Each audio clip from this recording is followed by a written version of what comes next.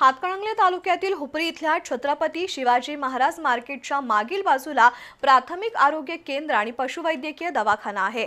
या परिसरातून ST stand ते वाळवेकर नगरकडे जाणाऱ्या रस्त्यावर मलमूत्र आणि सांडपाणी साचलंय। त्यामुळे परिसरात घाणीचं साम्राज्य निर्माण होऊन मोठी दुर्गंधी पसरली आहे।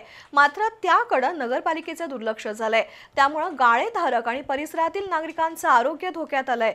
या प्रकरणी शिवसेना शिंदे गटानं आंदोलनाचा इशारा दिलाय। हुपरी शहरातील पोलीस ठाण्याच्या समोरील छत्रपती शिवाजी महाराज मार्केट हे मध्यवर्ती ठिकाण आहे। या मार्केटच्या मागील बाजूला प्राथमिक आरोग्य केंद्र आणि पशुवैद्यकीय दवाखान्याच्या भिंतीच्या मधोमध एसटी स्टँड पासून वाळवेकर नगर इथं जाण्यासाठी जवळचा रस्ता आहे।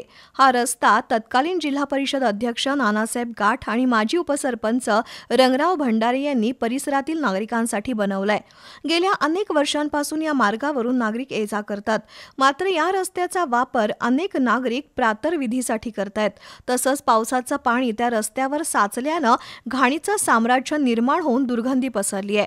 त्याचा त्रास परिसरातील नागरिकांना मोठ्या प्रमाणात होतोय। ऐन पावसाळ्यात शहरात गटारी स्वच्छ केल्या जात नाहीत, तर शहरातील प्रसाधन गृहाच्या शेजारी कचऱ्याचे ढीग पडले आहेत। या सर्व गोष्टींकडे नगरपालिका आरोग्य प्रशासनाचं दुर्लक्ष झालंय।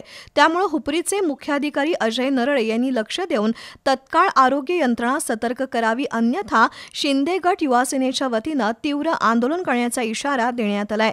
कार्यकर्त्यांनी याबाबतचं निवेदन हुपरी नगर परिषदेचे मुख्याधिकारी अजय नरळे, आरोग्य अधिकारी सागर एवारे यांना दिलं। यावेळी शिवसेना हातकणंगले तालुका प्रमुख अजित सुतार, हुपरी युवासेना शहर प्रमुख अजित उगळे, गोपी शेटे, सुभाष कागले, अविनाश भंडारे यांच्यासह युवा सैनिक, शिवसैनिक उपस्थित होते।